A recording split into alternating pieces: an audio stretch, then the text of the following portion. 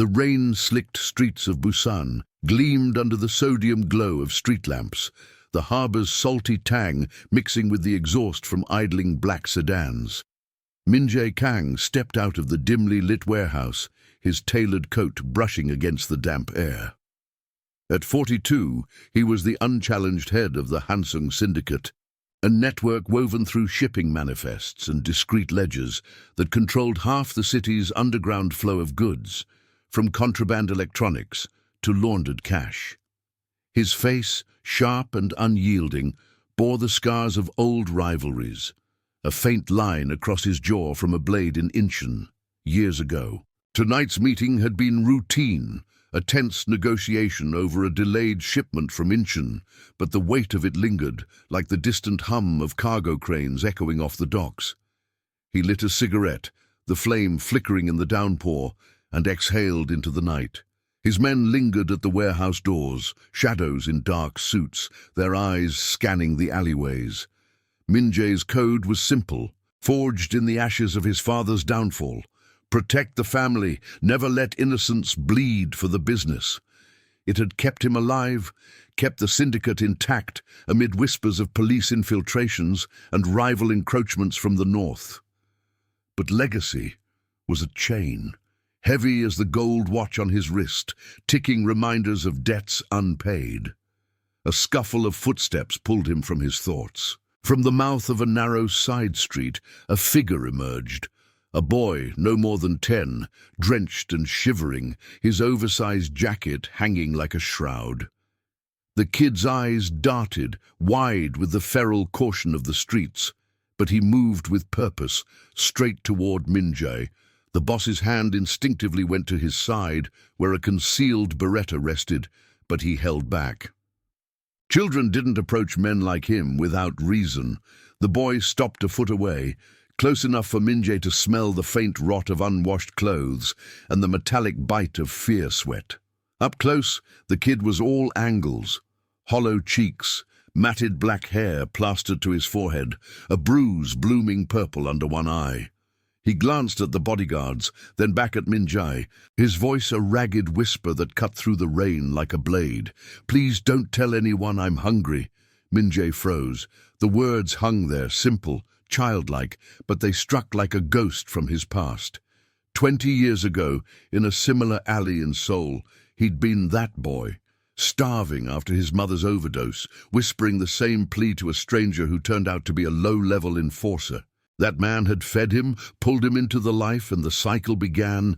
But this kid, the eyes dark and piercing, mirrored his own. The shape of the jaw, the faint scar on the knuckle, marks of blood he recognized. Impossible. His son, Ji-hoon, had vanished 5 years ago, snatched in a rival hit meant to cripple him, presumed dead, buried in some unmarked grave along the Han River. The police file was closed, the leads cold as the winter fog. "Who sent you?" Min-jae's voice was low, controlled, but his pulse thrummed. He flicked the cigarette away, the ember hissing in a puddle. The boy shook his head, lips trembling. "No one. I just saw you. From the shelter. They said you're the one who helps." His gaze flicked to the warehouse, where muffled voices argued over manifests inside, a lie or half-truth. Min-jae's charity fronts were known in whispers, safe houses disguised as orphanages to launder goodwill.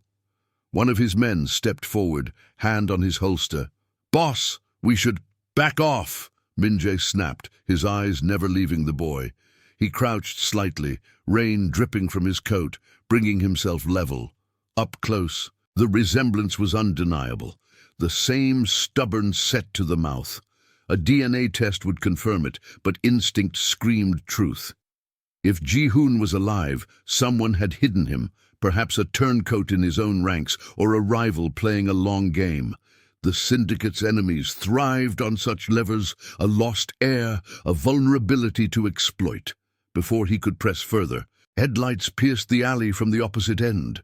A nondescript van idled, its engine a low growl, wipers slapping rhythmically. Min-jae's instincts flared. Surveillance? A snatch attempt? He grabbed the boy's arm, firm but not bruising, pulling him behind a stack of rain-soaked crates. The kid didn't resist, just clutched at Minjae's sleeve, breath coming in shallow bursts. "Stay quiet," Minjae murmured, his free hand signaling his men to fan out. The van's door slid open, and a figure emerged. Not an enforcer, but a woman, mid-30s, her coat hood up against the storm. She moved with purpose, scanning the shadows, a flashlight beam cutting through the gloom. In her other hand, a worn notebook, pages fluttering. "Jisoo?" she called softly, voice steady despite the rain. "It's me, from the center. You can't keep running off like this." The boy, Jisoo apparently, stiffened, whispering, "She's okay. She gives food. But they watch her too." Minjae's mind raced. A shelter worker or more? Her presence complicated everything. If she knew the boy, she might know the truth or be part of the web that stole his son. The van's engine revved, as if urging her back, and she hesitated, beam sweeping closer. "Who are you?" Minjae stepped out partially, his silhouette blocking her path, voice like gravel. She froze, flashlight dropping to his chest, illuminating the syndicate's subtle pin on his lapel, a crane in flight, symbol of unyielding watch. "I'm Lena Park," she said, unflinching, though her eyes narrowed at the armed shadows closing in. "Social outreach coordinator. This boy's under my care.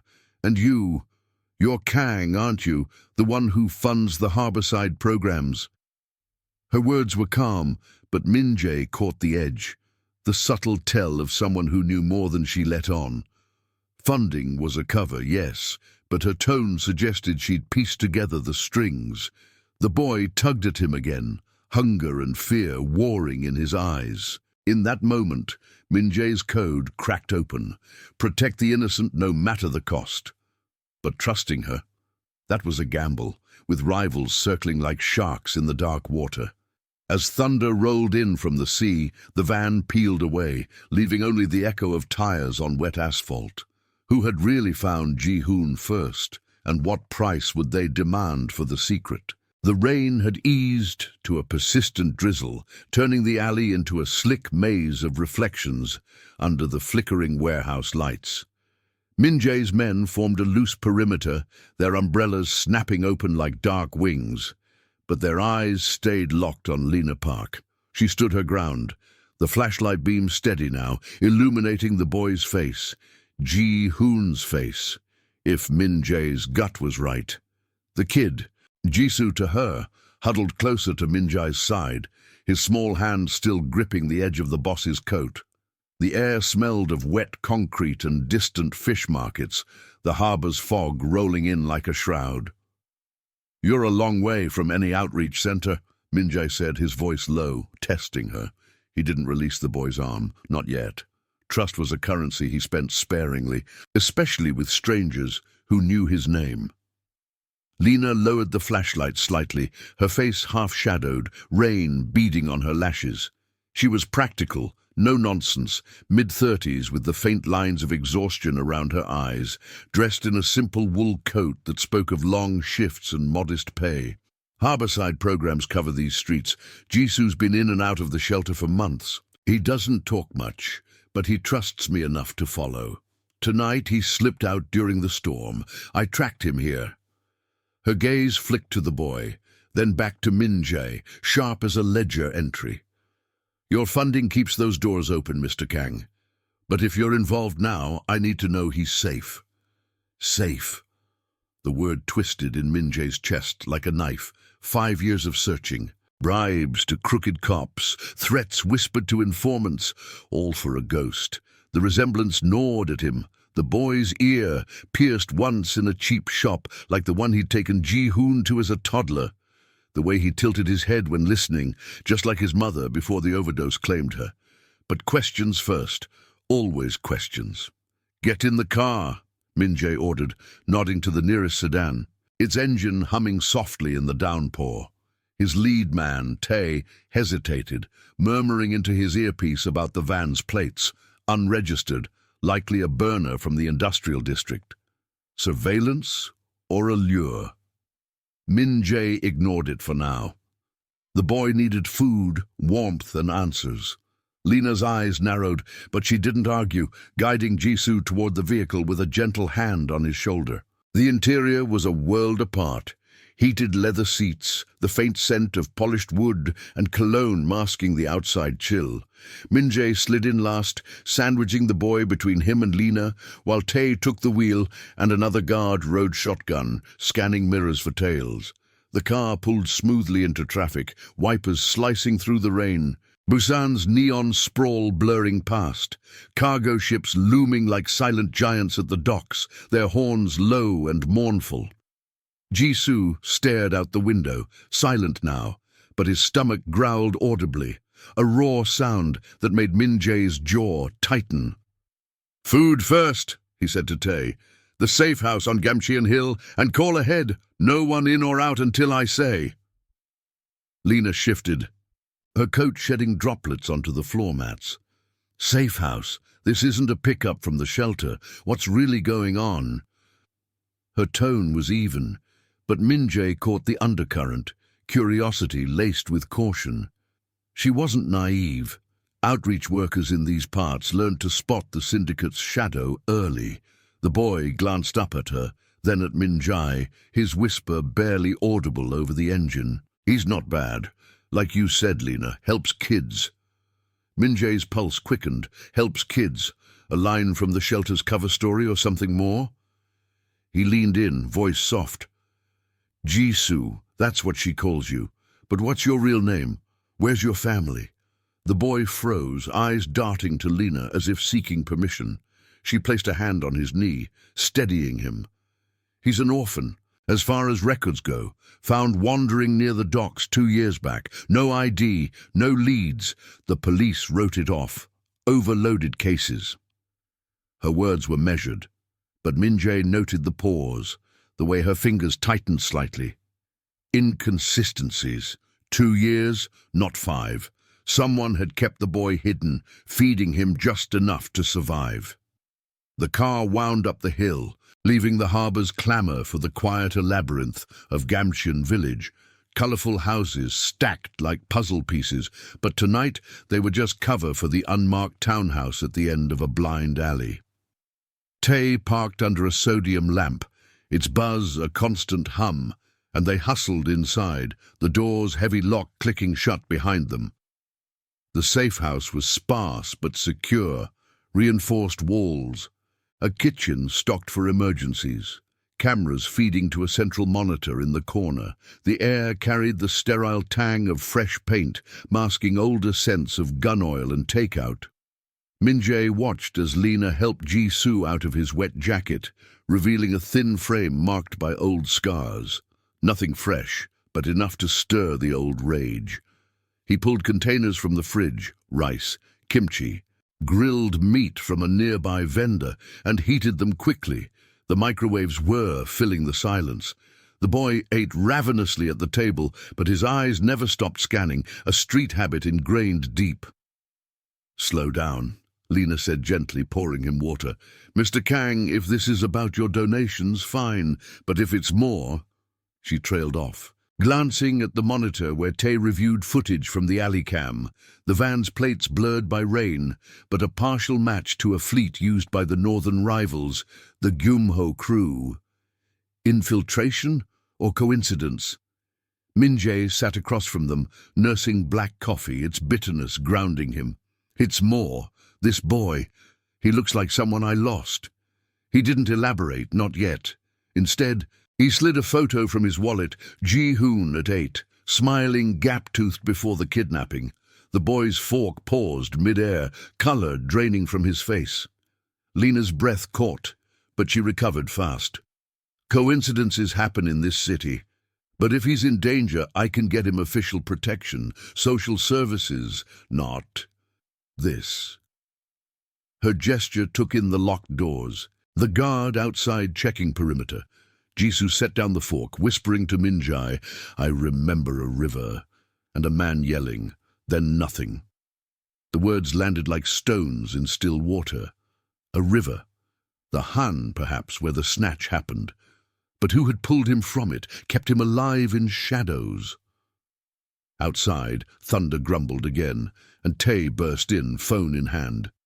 "Boss, the van's circling back down by the docks, and one of our informants just pinged a whisper from Gyumho about a lost package surfacing tonight."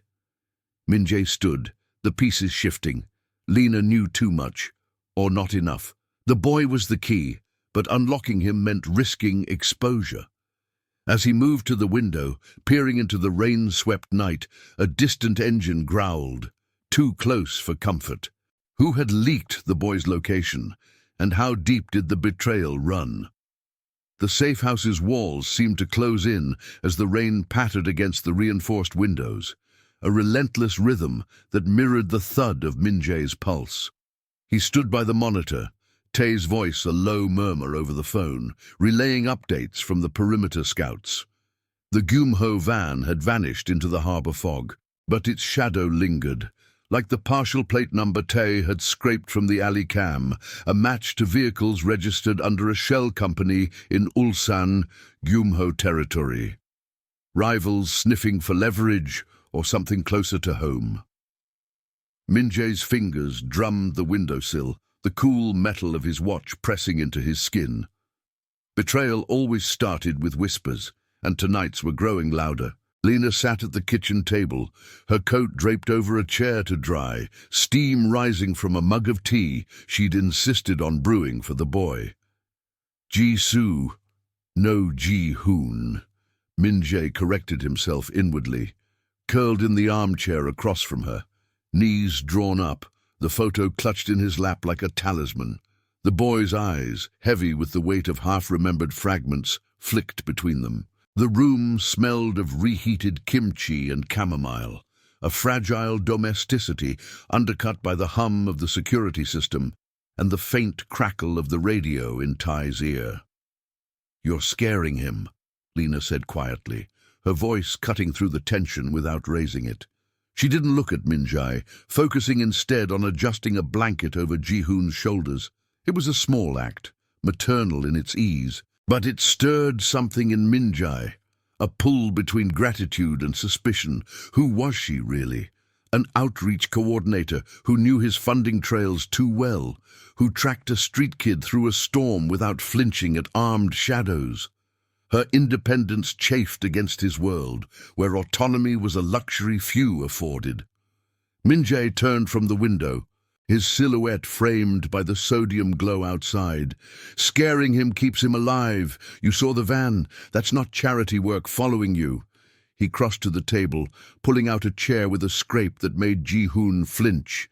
Up close, Lena's eyes held steady, brown, clear, with the faint crow's feet of someone who'd seen too many lost causes. She wasn't backing down, and that possessiveness in her posture, the way she shielded the boy without touching him, ignited a spark of reluctant respect. Or was it the code talking? Never harm innocence. But she was no innocent. She was a variable, one that could unravel everything. Ji-hoon shifted, his whisper breaking the standoff. The man in the van. He had a tattoo, like a snake on his neck.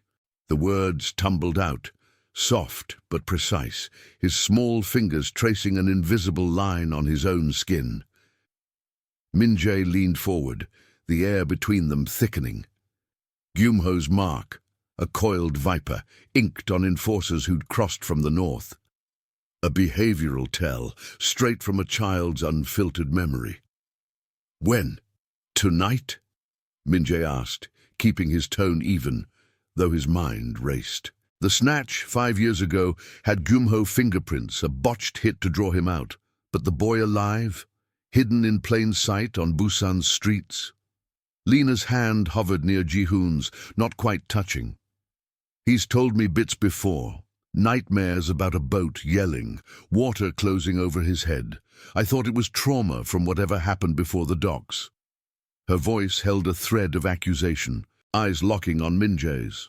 "But that photo, if he's yours, why's he been starving out there? Your code doesn't cover lost sons." The jab landed, sharp as a ledger discrepancy. Min-jae's jaw tightened, the scar on his chin pulling taut. Legacy was his chain, his father's empire built on ruthlessness, his own tempered by vows, protect the family, no innocence in the crossfire.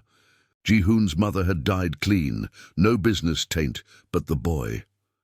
The kidnapping had shattered that illusion. I searched, bribed half the precincts from here to Seoul. If someone's been holding him, feeding him scraps to use as bait. He trailed off, the coffee turning bitter on his tongue. Autonomy versus loyalty.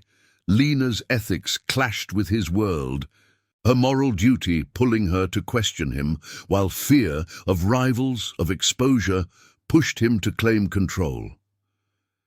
Tae re-entered, rain dripping from his coat, a tablet in hand. "Boss, cross-check the shelter logs. Lena Park's clean. 3 years with the Harborside program, no flags. But the van's driver, partial facial wreck from the cam.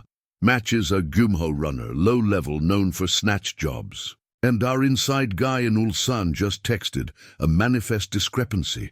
One of their shipments from 2 years back, rerouted through Busan docks. No cargo listed, but the timing lines up with when the kid surfaced." Lena stood, her chair scraping back. "Manifests? This isn't about shipping routes. Jisoo needs a doctor, a real evaluation, not your shadows digging into my files." Her voice rose slightly. The push-pull evident, gratitude for the food, the shelter warring with her independence. She moved toward Ji-hoon, but the boy reached for Min-jae instead, a small hand on his knee. The gesture froze them both, trust budding in the unlikeliest soil. Min-jae nodded to Tae. "Escort her records, quietly, and prep the convoy. We're moving him to the penthouse at midnight. No tales." The safe house felt too exposed now, the hills winding roads a potential choke point. Outside, the drizzle had thickened, wind rattling the eaves like distant generators. Lena hesitated, her eyes searching his. "And me? You can't just—" "You stay with him," Min-jae cut in, standing to match her height. "For now, prove you're not part of this web." It was a concession, born of necessity and that nagging pull, her steadiness a counter to his isolation. But as Tae coordinated over the radio, static crackling with guard rotations, a blackout hit the neighborhood. Lights flickered out, plunging the room into shadow, the monitor's glow the only anchor. Ji-hoon gasped, clutching tighter, while Lena's hand found Min-jae's arm in the dark. Instinct or calculation. The hum of engines approached from the alley below, too many for a routine patrol. Min-jae drew his Beretta, the metal cool and familiar, signaling Tae to check the feeds. In the sudden silence, broken only by the boy's shallow breaths, a question burned. Was the power cut a storm glitch, or had someone jammed the grid to force their hand? As headlights pierced the blackout, sweeping the house like searchlights, the true depth of the betrayal began to surface. Who inside the syndicate had sold their location, and what would Lena choose when the convoy's horns blared in warning? If you're enjoying this story so far, tell us in the comments where in the world you're watching from. The blackout swallowed the safe house whole, the sudden absence of light turning the room into a void pierced only by the erratic flash of distant lightning. Min-jae's grip tightened on the Beretta, its weight a familiar anchor as he edged toward the window, muscles coiled like a spring. The air grew thick with the scent of ozone from the storm outside, mingling with the faint, acrid tang of overheated electronics from the dead monitor. Ji-hoon's breaths came in quick, shallow hitches beside him, the boy's small frame pressed against Min-jae's leg, while Lena's hand lingered a beat too long on his arm before pulling away, whether for balance or something more, he couldn't tell in the pitch. "Tae!" Min-jae hissed into the darkness, his voice a low rumble that cut through the tension. "Perimeter. Now." Footsteps shuffled, 2 sets. Tae and the other guard moving toward the back door, with the practiced silence of men who drilled this scenario 100 times. The radio crackled faintly in Tae's earpiece, a garbled whisper about jammed signals, but no response came. Outside, the engines grew louder, a convoy's growl echoing off the narrow Gamchean alleys, tires hissing on wet cobblestones. Not their convoy. The midnight extraction was still 20 minutes out, coordinated via encrypted burners that shouldn't have been compromised. Min Jae's mind raced through logistics, the safe house's grid tied to a private substation, hardened against surges. This wasn't weather, it was deliberate, a targeted EMP pulse or a cut line from the utility pole down the hill. Human error? No. Institutional limits on power companies meant rivals like Gumho could bribe a linesman for a maintenance fault, flipping the switch on cue. Lena moved closer to Ji-hoon, her silhouette a faint outline in the storm's intermittent glow. "We need to get him out the back. There's a service path through the village. I've walked it with kids before." Her words were steady, but Min Jae caught the tremor beneath, the push of her autonomy clashing with the fear knotting her gut. She wasn't syndicate. Her world was forms and funding appeals, not blackouts and berettas. Yet here she was, choosing to stay, her moral duty to the boy overriding prudence. It stirred that reluctant pull in him, possessiveness over Ji-hoon warring with respect for her fire. "Stay put," Min Jae ordered, holstering the gun but keeping his hand near it. He fished a tactical flashlight from the emergency drawer, its beam slicing the room like a knife, revealing the boy's wide eyes, the scattered remnants of their meal on the table, and Lena's face, pale but resolute. Tae's checking the feeds on backup power. If it's Gumho, they're here for him. The confession slipped out, rawer than intended, his code fracturing under the weight. Legacy demanded protection, but admitting the boy's value exposed the chink. Ji-hoon as the ultimate leverage, a son to reclaim, a weakness to exploit. Ji-hoon tugged at Min Jae's sleeve, his whisper barely audible over the rising wind. "The snake man." He said package once. On the boat. Another fragment. A clue dropped like a breadcrumb in the dark. Min Jae knelt, the beam steady on the boy's face, searching those familiar eyes. A boat, tying back to the Han River snatch, perhaps rerouted south through coastal smugglers. Gumho's manifests often masked human cargo in fishing hauls, delays chalked up to weather. If they'd kept Ji-hoon alive these years, it wasn't mercy. It was a slow-burn extortion, surfacing him now to fracture Min Jae's empire from within. A sharp crack echoed from the front. Glass splintering, followed by the thud of a door tester, someone probing locks with a slim jim. Lena stifled a gasp, her hand finding Ji-hoon's shoulder, pulling him behind the table. "They're breaching," she murmured, voice tight with the ethics of a civilian thrust into shadows. "You can't fight in here with him watching." Min Jae signaled agreement with a nod, mind mapping the layout. Back exit to the village stairs, a labyrinth of colorful walls and hidden courtyards that could buy time. But movement meant risk, exposing them to watchers on the hill, or worse, a turncoat in his own ranks leaking the route. Tae's voice cut through from the hall, urgent over the static. "Boss, 2 vehicles unmarked, 4 men armed. Our convoy's delayed, roadblock on the main descent, flares and a fake accident. Someone tipped them." Betrayal confirmed, the sting sharper than rain on skin. Who? A guard with a grudge, or deeper, like the accountant who'd handled the shelter funds. Min Jae's code held no room for traitors. Loyalty was the syndicate's spine. He grabbed a go-bag from the closet, burner phones, cash, a spare clip, sliding one phone to Lena. "If we split, call this number. It's a safe extraction point downtown."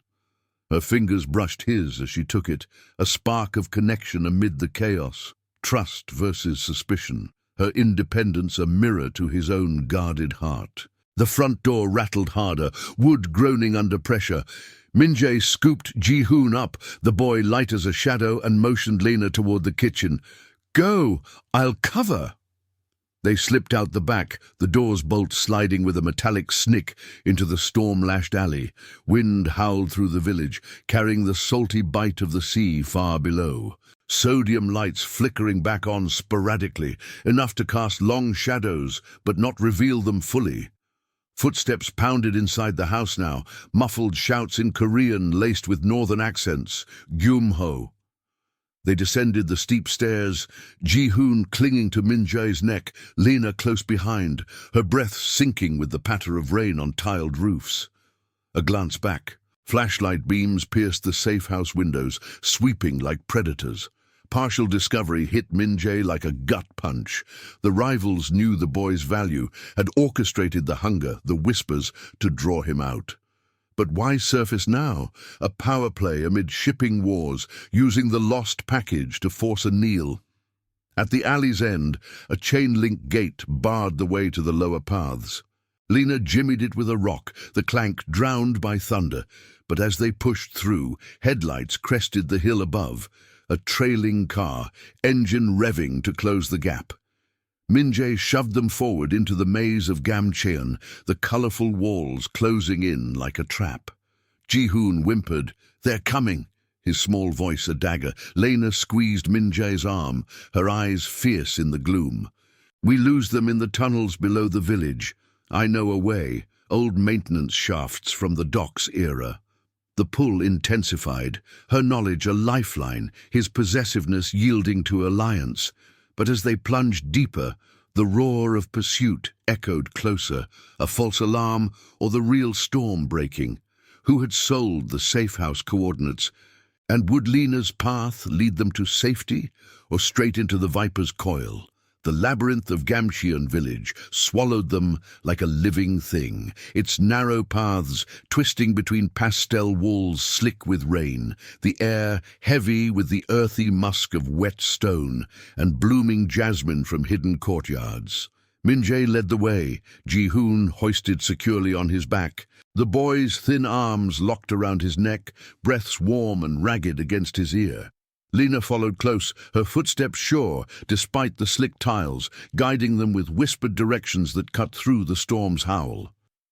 The distant roar of engines reverberated off the hillsides, a predatory hum, growing fainter, but never fading, Gyumho's trailing car navigating the maze with ruthless efficiency, headlights occasionally slicing through gaps like accusatory fingers. "Left at the mural," Lena murmured, her voice steady, laced with the quiet authority of someone who'd mapped these streets for outreach runs. Min-jae veered sharp, ducking under a low archway where faded graffiti depicted fishing boats under stormy skies, an ironic echo of the boy's fragmented memories. His legs burned from the descent, but adrenaline sharpened every sense. The metallic tang of his own sweat, mixing with the harbor's salt on the wind, the faint vibration of pursuing tires through the ground. Trust versus suspicion warred in his chest. Lena's path was a gamble, her independence a double-edged blade.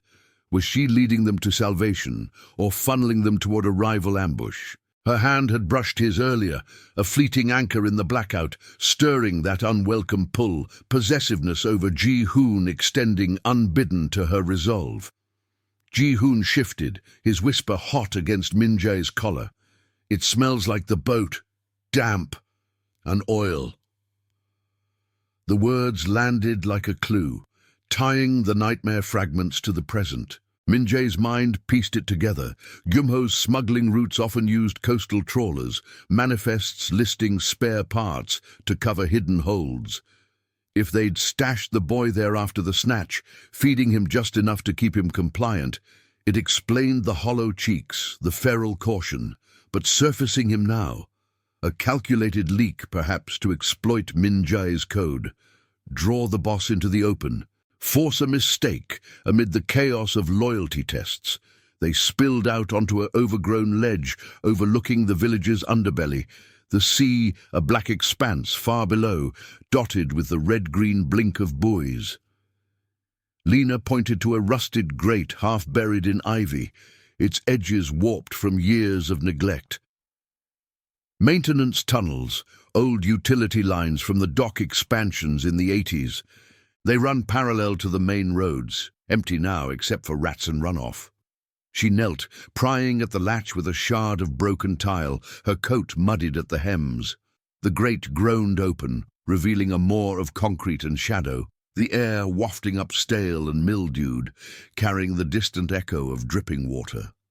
Minjay hesitated, scanning the darkness with his flashlight beam, cracked walls etched with faded Korean script, warning of structural risks long ignored.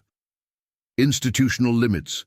The city had abandoned these after budget cuts, leaving them as forgotten veins under Busan, perfect for evasion or a trap. "You know this from work?" he asked, voice low, testing her again. Her ethics shone through in the way she shielded Ji-hoon from the chill draft, but prudence demanded verification. "Volunteering cleanups," she replied, not meeting his eyes as she helped lower the boy inside. "Kids like him hide here sometimes.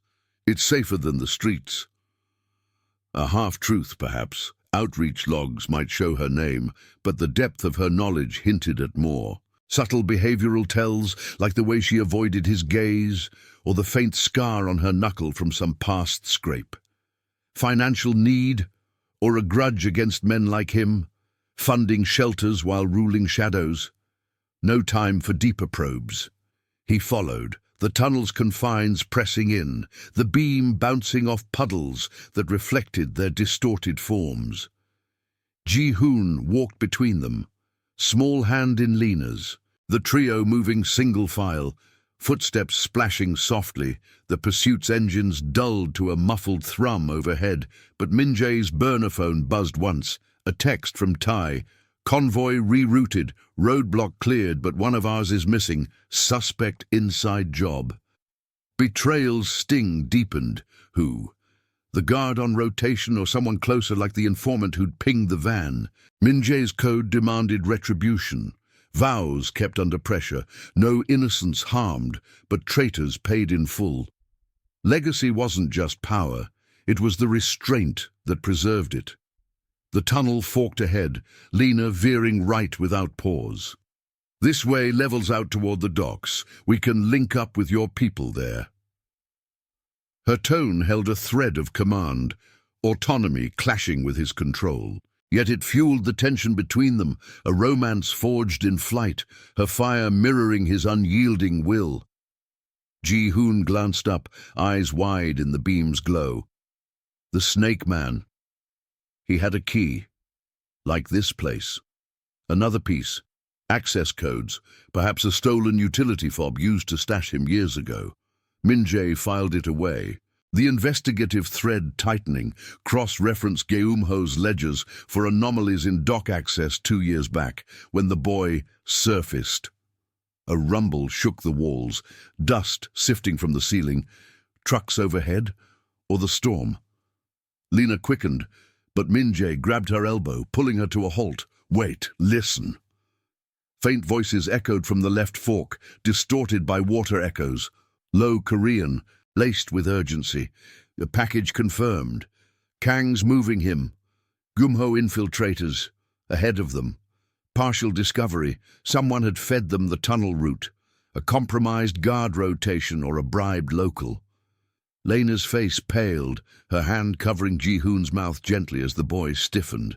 "We double back," she whispered, fear cracking her steadiness for the first time. Minjay shook his head, mind racing logistics. The right path dead-ended at a flooded grate, paroled blueprints in his head. Rising tension coiled tighter, environment turning hazardous, the tunnel's damp chill seeping into bones, jammed exits looming. He drew the Beretta again, the slide's click echoing too loudly. "We push through, draw them off." Possessiveness surged. He'd shield them both. Cost be damned. Lena nodded, resolve hardening, her eyes meeting his in the dim light, a silent pact amid the pull of loyalty and fear. They crept forward, the voices growing sharper, shadows flickering from an unseen light source. As they rounded a bend, the beam caught a figure. A Geumho runner, tattoo snaking up his neck, burner phone to his ear. He spun, eyes widening, but Minjay was faster. lunging to disarm him with a precise tackle, the phone skittering into a puddle. The man grunted, struggling, but Tay's convoy horns blared distantly from the docks above, salvation closing in. Lena pulled Ji-hoon back, her voice a fierce whisper. "End it quick." But as Min-jae subdued the runner, zip-tying his wrists with cord from the go-bag, a new rumble shook the tunnel. Not storm, but an access panel grinding open ahead, more shadows spilling in. How many turncoats had sold them out, and would the convoy breach the tunnels in time? Or had Lena's path just sealed their isolation? The tunnel's damp chill clawed deeper into their bones, the air thick with the metallic reek of rust and the runner's sweat-slicked fear. Min-jae pinned the man against the slick concrete wall, knee driving into his gut to stifle any cry, the zip-tie biting into wrists already raw from the scuffle. The Gyumho enforcer gasped, his snake tattoo twisting like a living thing under the flashlight's harsh beam, eyes wild with the cornered rat's desperation. Ji-hoon huddled behind Lena, her arm a barrier around his trembling shoulders. The boy's breaths echoing softly off the curved walls like distant whispers. "Who tipped you?" Min-jae growled, his voice a controlled blade, pressing the Beretta's muzzle against the man's temple. No graphic mess. His code forbade it in front of the boy, but the pressure was enough, a promise of consequences. The runner's lips curled, blood trickling from a split where Min-jae's elbow had landed. "You think we don't have eyes everywhere? Your own dog's the leak. Shelter accountant, pockets lined with our cash for the kids' logs." Lena stiffened, her grip tightening on Ji-hoon. "The accountant? He handles funding. Your funding, Mr. Kang." Her words sliced the tension, autonomy flaring in accusation, but laced with the fear of implication. Was she defending her world or probing his? Min-jae's jaw clenched, the scar pulling taut. Betrayal from within stung deeper than rival steel. The accountant, a mid-level fixer who'd laundered donations through the harborside programs, close enough to spot inconsistencies, like a boy matching Ji-hoon's description surfacing 2 years back. A discreet ledger tweak here, a burner phone tip there, and Gyumho had their hook. The access panel ahead groaned wider, hinges protesting in the gloom, spilling more shadows, 2 figures, silhouettes hulking with the bulk of concealed holsters, their footsteps splashing through shallow runoff. Sodium light from a street grate above flickered down, casting erratic patterns on the water like fractured code. Min-jae hauled the runner up by his collar, using him as a shield, the man's ragged breath sinking with the drip-drip of condensation. "Call them off," he snarled, "or your Viper ink won't save you." The runner wheezed a laugh, defiant.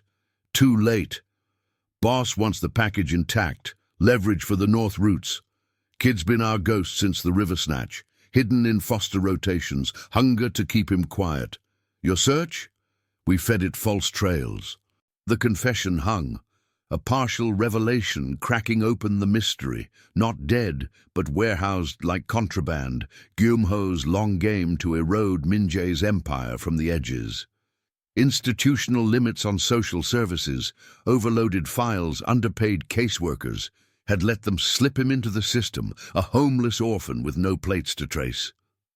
Lena's eyes met Min-jae's over the runner's shoulder, a storm of conflict brewing there, her ethics recoiling at the exploitation, yet gratitude flickering for the truth surfacing amid the peril.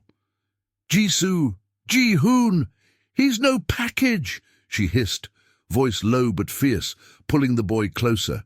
The push-pull intensified, her independence chafed against his possessive claim on the moment, but fear bound them, loyalty to the child forging an uneasy alliance. Ji-hoon whimpered, "Don't let them take me back."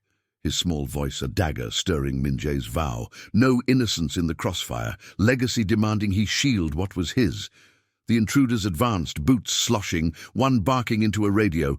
"Target in sight! Tunnel east!" Min-jae shoved the runner forward, the man stumbling into their path as a diversion, and fired a warning shot into the ceiling, crack echoing like thunder, dust and debris sifting down in a choking cloud. The pair scattered, one diving behind a rusted pipe junction, the other returning fire blindly, bullets ricocheting off metal with a high-pitched whine. Sparks flew, illuminating Lena's face in stark relief as she yanked Ji-hoon toward a side alcove, an old utility niche half-flooded with ankle-deep water that smelled of brine and decay. "Go! Flank left!" Min-jae shouted, his command cutting through the chaos, Beretta barking twice more, suppressive, not lethal, pinning the shooters without excess. He moved like shadow, coat whispering against the walls, years of dockside skirmishes honing the precision. But the environment turned traitor. The runoff surged suddenly, a storm-drained backup swelling from above, cold water rushing in to lap at their calves, threatening to sweep them toward a grated outlet clogged with debris. Natural causes amplified by neglect. Busan's aging infrastructure, unmaintained since the last typhoon season, now a hazardous trap. Lena splashed forward, guiding Ji-hoon through the rising tide. Her wool pants soaked to the knees.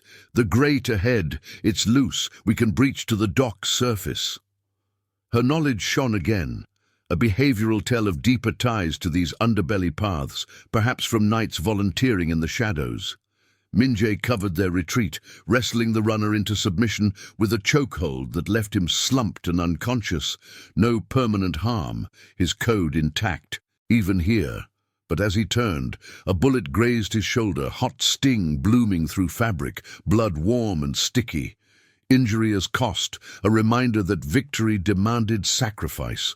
The water climbed to knees now, current tugging like insistent hands, jammed exits looming if the grate held. One shooter broke cover, lunging through the murk, but Min-jae met him with a solid elbow to the jaw, the crack of bone muffled by the roar. The man crumpled into the flow, swept toward the darkness. The second hesitated, radio crackling with urgent calls. "Back up en route, hold the package," before retreating toward the panel, buying time for reinforcements. They reached the grate, Lena wrenching it free with Min-jae's help, the metal screeching in protest. Ji-hoon scrambled through first, onto a muddy embankment overlooking the harbor, the salty wind whipping in from the sea, carrying the low hum of cargo cranes and ship horns. Tae's convoy lights pierced the fog below. Black sedans idling at the dock's edge, engines growling like beasts held in check. Safety neared, but the trailing rumble from the tunnel echoed. More Gyumho, closing fast. Min-jae boosted Lena up, ignoring the fire in his shoulder, her hand lingering on his as he followed. On solid ground, rain lashed their faces anew, the docks a labyrinth of stacked containers under sodium arcs, their shadows long and watchful. Ji-hoon clung to Lena, eyes on the water, whispering, "No more boats." The revelation settled. Gyumho's web ran deeper. The accountant, a turncoat selling access codes to the boys' hiding spots. But as the convoy's doors swung open, Tae waving them in, a burner phone buzzed in Min-jae's pocket, not his, but the runner's, snatched in the fray. The screen glowed. Abort. Real prize is the woman. She knows the ledgers. "Lena?" Min-jae's gaze snapped to her, suspicion reigniting amid the pull of their shared flight.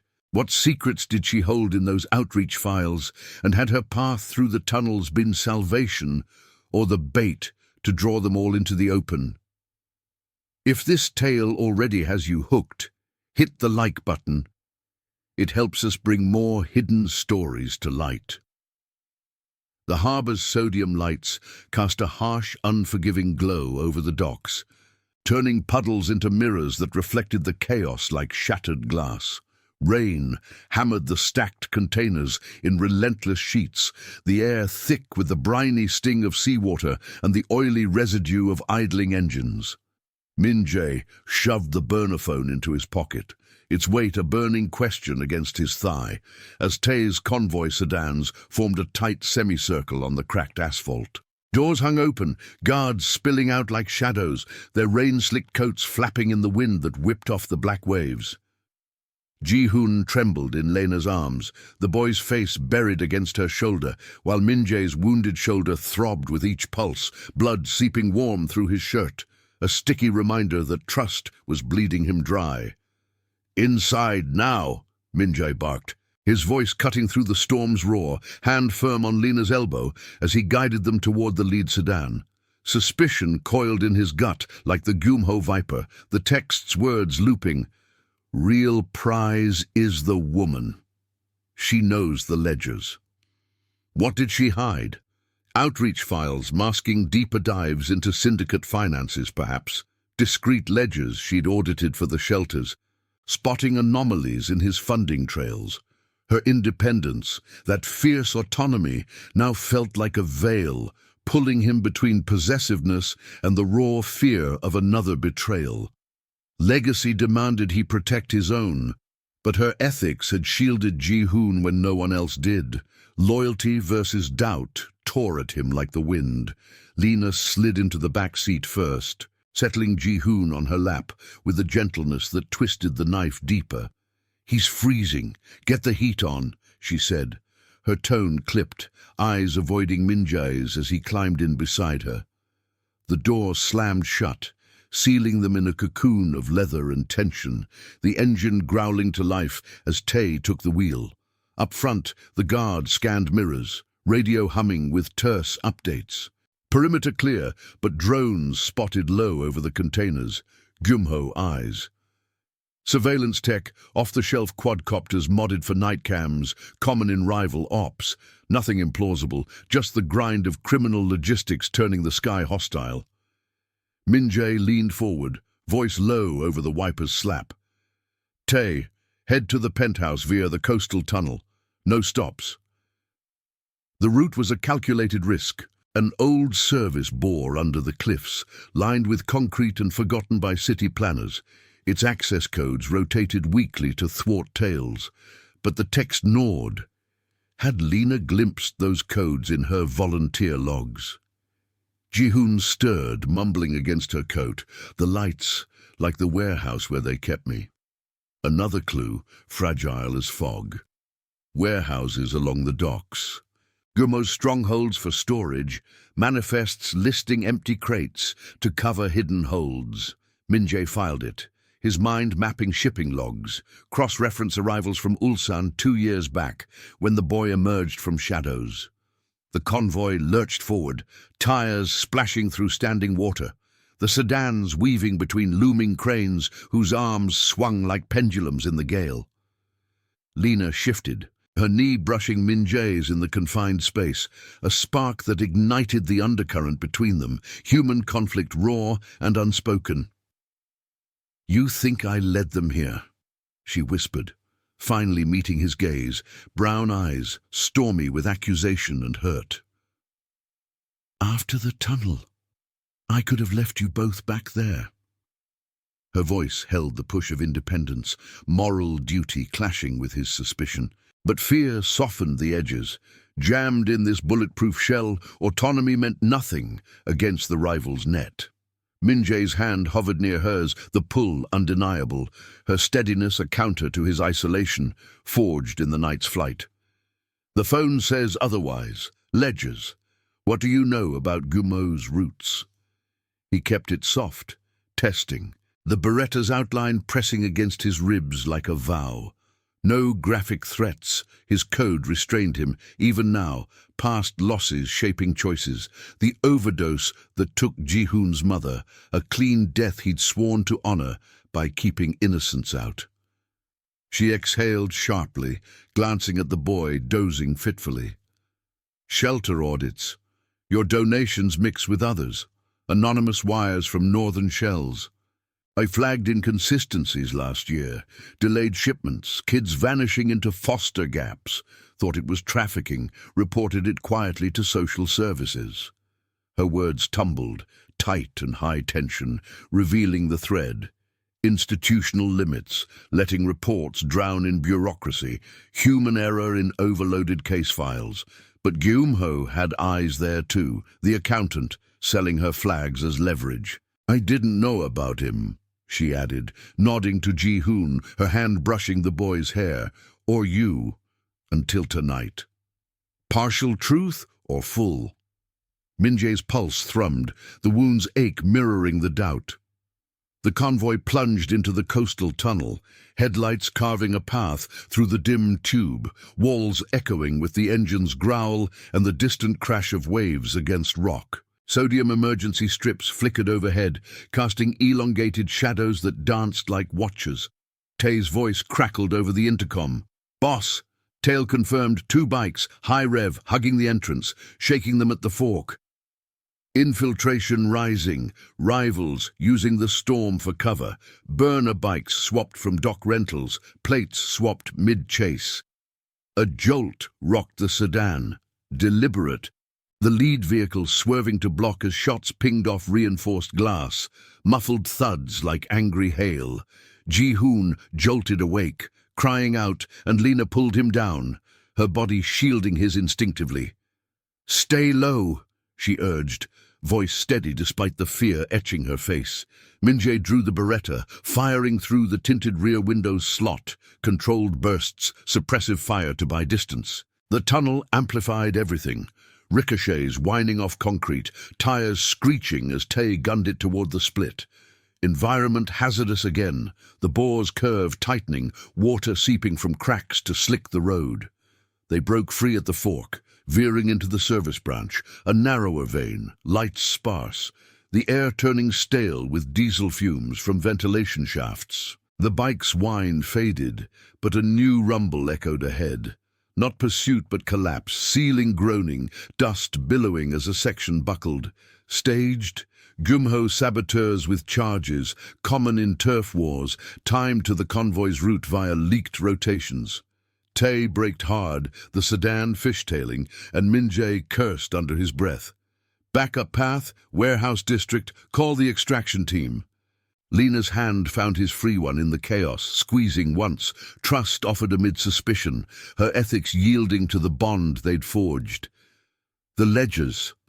I have copies, hidden in the shelter safe, proof of their whole network."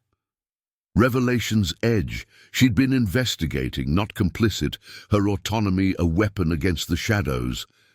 But as the convoy detoured, emerging into the warehouse sprawl, hulking silos under storm-lashed skies, generators humming distantly, a flare lit the night ahead, blocking the gates. Gumho's false alarm, or the real ambush closing in? Min-jae holstered the gun, covering her hand with his own, the pull solidifying into something deeper. Protection, not just possession. But the flare's glow revealed figures on the perimeter, shadows shifting with purpose. Who had the accountant's betrayal armed so completely, and would Lena's ledgers expose the viper's head or draw them into its jaws for good? The warehouse district loomed like a fortress of rust and shadow, its vast silos and container stacks silhouetted against the storm-tossed sky, the air heavy with the diesel tang of generators and the sharp ozone bite of lightning splitting the horizon. Rain lashed the convoy's windshields in furious sheets, wipers straining to keep pace as Tae maneuvered the lead sedan through the labyrinth of loading bays, headlights cutting erratic paths through the gloom. The flare ahead burned bright orange, a staged beacon planted in the mud-slicked gate, its acrid smoke curling like a warning finger. Figures moved in the periphery, 4, maybe 5, dark coats blending with the night, their silhouettes shifting with the deliberate grace of enforcers waiting to pounce. Gumho's endgame, orchestrated through the accountant's betrayal, leak the convoy route, jam the tunnel with sabotage, and funnel them into this kill box for the package retrieval. Min-jae's shoulder burned, the graze wound pulsing with each jolt over potholed asphalt, blood soaking his shirt in a warm, insistent seep. He ignored it, eyes locked on the perimeter through the rain-streaked glass, Beretta steady in his lap. Lena sat rigid beside him, Ji-hoon's head heavy on her thigh. The boy's exhausted breaths a fragile rhythm amid the tension. Her revelation hung between them, the ledgers, hidden proof of Gumho's web, audits she'd pieced together from shelter wires and vanished kids. Trust versus suspicion teetered on a knife's edge. Her autonomy had exposed the rival's veins, but exposure came at a cost. If Gumho knew she held the keys, she was no longer a bystander. She was the prize, a loose thread to pull his empire apart. "Tay, circle back to Bay 7, Minjay ordered, voice gravel low over the engine's growl. "Extraction teams en route, flank from the east stacks." The warehouse sprawl offered cover, narrow alleys between containers, overhead catwalks for vantage. But the storm turned it hazardous, puddles deepening to deceptive hazards, wind howling through gaps like jammed exits waiting to trap them. Tay nodded, radio crackling with affirmatives from the trailing sedans, guards coordinating rotations via encrypted bursts. But the figures closed in, one raising a suppressed pistol, muzzle flash a brief spark in the downpour, the bullet pinging harmlessly off the sedan's armored flank. Lena's hand tightened on Minjai's knee, a silent anchor in the chaos. The ledgers show their Ulsan hub. Shipping manifests rerouted through Busan for 2 years. Kids like him, hidden in plain sight. The accountant's been skimming your funds to cover it. Her words were tight, high-tension revelations spilling like rain from eaves. Ethics driving her to arm him, even as fear etched lines around her mouth. Human conflict boiled, her prudence urging flight, his possessiveness demanding confrontation, loyalty to Ji-hoon binding them in the push-pull. The boy stirred, murmuring, "No more hiding," his small voice a vow that cracked Minjay's guarded heart, legacy not in ledgers or routes, but in reclaiming what was stolen. The sedan skidded into Bay 7, a shadowed recess flanked by towering containers, their corrugated walls dripping rivulets that smelled of salt and rust. Tay killed the lights, plunging them into relative dark, the convoy fanning out to block approaches. Minjay kicked the door open, cool rain slapping his face as he hauled Ji-hoon into his arms. The boy's weight a grounding force against the wound's fire. "Stay with the car," he told Lena, but she was already out, coat hood up, eyes fierce. "Not without the proof. I stashed a drive in my bag, digital copies." Independence flared, her moral duty overriding his command, but he nodded once, the pull between them solidifying into alliance. Sacrifice loomed. Retrieve the ledger's evidence from her effects in the trunk or cover the extraction. Shouts echoed from the gate. Gumho closing, boots splashing through the mud, a burner phone's ring cutting sharp in the gale. Minjay signaled 2 guards to the catwalk above, their forms vanishing into the shadows, while he and Lena ducked behind a pallet stack, the splintered wood rough under his free hand. Ji-hoon clung tight, face pressed to Minjai's chest, the hum of distant generators masking their breaths. A figure broke from the pack, the lead enforcer, snake tattoo coiling up his neck even in the dim, advancing with a flashlight beam sweeping like a scythe. "Kang, hand over the kid and the bitch with the files. We end this clean, no innocence like your code." The taunt landed. A behavioral tell from someone who'd studied Minjay's vows, past losses twisted into leverage. The boss's code, never harm the blameless, forged in his father's ruthless fall, now a chain Gumho yanked to expose him. Minjay's pulse thrummed, injury weakening his grip, but he fired low, the shot cracking concrete near the man's boot, forcing a retreat. Lena rummaged in the trunk nearby, rain soaking her back, pulling a waterproof pouch from her bag, the drive glinting wetly. Got it. Their whole network, codes, rotations, the accountant's payoffs. Victory's cost. Exposure, as sirens wailed faintly from the city edge, police drawn by the flare's glow or an anonymous tip. The enforcer rallied, his team advancing in a staggered line, using containers for cover, suppressed shots whispering through the air, close, too close, one grazing a guard's leg in a muffled cry. Triage choices raced. Min-jae shoved the pouch into his coat, prioritizing Ji-hoon's safety, signaling Tae for the breach. The extraction van roared in from the east, tires churning mud, doors sliding open amid a hail of return fire. Guards laid suppressive cover, the exchange a tense ballet of shadows and flashes. No gore, but the raw press of survival, human error in a rainy slip, institutional limits on response times buying precious seconds. Lena reached for Ji-hoon as they bolted for the van, her hand steadying the boy while Min-jae covered, shoulder screaming with the effort. A final shot winged past, embedding in a container with a metallic thunk. But they piled in, the doors slamming as the van peeled out, convoy reforming in a screeching U-turn. Geum-ho fell back, the threat real and organized. A syndicate war sparked by the boys' return, the accountants' exposure a domino toppling their veil. Cost tallied, Min-jae's wound needing stitches, Lena's shelter likely burned as reprisal, the ledgers a double-edged sword demanding pursuit. Hours later, in the penthouse's sterile glow, antiseptic smells mingling with the faint leather of armchairs, Min-jae watched Lena bandage his shoulder, her touch efficient yet gentle, Ji-hoon asleep on the couch under a blanket, safe at last. The drive's data streamed on a secure laptop, manifests confirming the river snatch, foster gaps as covers, Geum-ho's Viper uncoiling across borders. Victory came with sacrifice, the accountant's arrest via anonymous drop, exposure rippling through ranks, but the true treasure emerged in the quiet. Protection forged in flight, trust earned through shadows, a found family where blood met choice. Min-jae met Lena's eyes, the pull resolving into commitment. Stay, not as a witness, as family. Her nod was soft, autonomy yielding to the bond, a pledge unspoken but binding.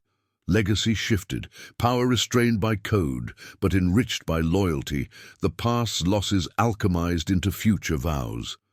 In the end, the adventure's scars outshone any spoils. Ledgers seized meant little against the memory of that alley whisper, the tunnel's chill, the rain-swept escape. Loyalty and chosen kin endured, outlasting the raw grind of empires, a quiet revolution in Busan's endless night. Subscribe to our channel for more incredible tales of loyalty, danger, and found family. See you in the next story.